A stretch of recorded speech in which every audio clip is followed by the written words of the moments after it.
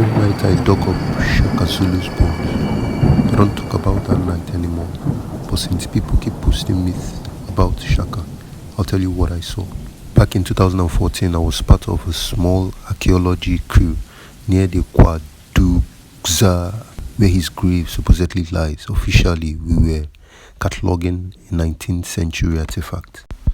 Unofficially, we were following a tip from an old caretaker who claimed the real burial spot was 30 meters east of the monument, where the ground still breathes, he said.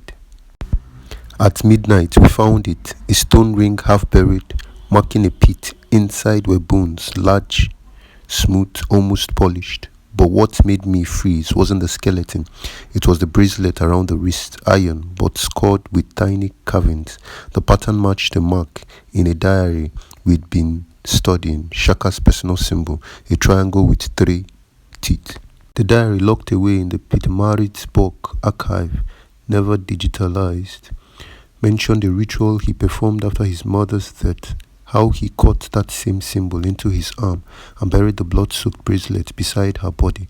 He wrote that the bracelet would bind the sun to the land until the land remembers his name, except the bracelet was on his bones. When we came back the next morning, the pit was filled in, not by us. Every photo on our camera was corrupted, static, and green haze, except one, a single frame showing footprints circling the grave, bare feet, broad as paddles, pressed into the mud. I left the project the next day. The caretaker was gone too. People say the grave's never been found again. But sometimes, when the rain hits the tin roof at night, I still hear that sound from the pit, like someone breathing under wet earth.